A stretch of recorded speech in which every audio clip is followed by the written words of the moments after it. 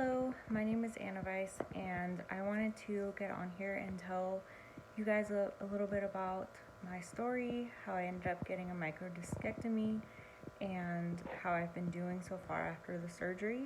I know when when my surgery got scheduled, I was really nervous and I didn't know what to expect.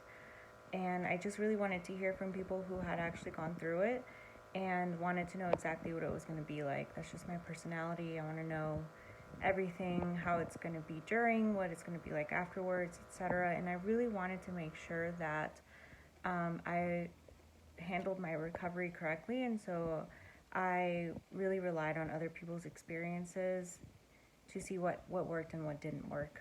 And I also did a lot of reading on my own, but there isn't a lot of videos out there about this, and so I just wanted to share.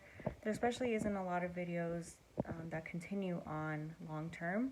So my goal is to tell you guys how I'm doing now and then continue to update, hopefully even up to 6 years out.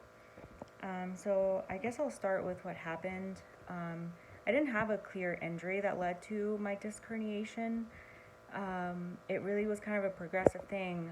In August of 2020, I started to have some back pain, really was just kind of like back soreness, and I ended up tilted over to one side for a while. And so I went to a chiropractor, and within 5 sessions, I was more or less fixed, and I was straight, I was able to walk. He gave me some exercises to strengthen my core, and I did not do them. And because I felt like I was fine, I felt like I was back to normal. I had started a sedentary job kind of earlier in June, and I never stopped going to work. I kept working, kept kind of living this sedentary life. I'm in postgraduate training, and so it required a lot of me outside of work. So the pain went away from like October, November, and then early December, I was at the store shopping for some Christmas ornaments, and my left foot went numb, which was new. And, obviously anytime your limb goes numb out of nowhere, that's not a good sign. And on top of that, it kind of was also getting weak. So I had to stop several times in the aisles to rest and to be able to keep walking. So I knew that wasn't normal, and I kept shopping and went home and was kind of worried about it, but also had so much on my plate that I didn't really have time to think about it very much. But I did schedule a visit with the chiropractor, and I did get some relief. But over the next few weeks, my entire leg, I started to experience sciatica in my left leg, to the point that it was affecting my sleep.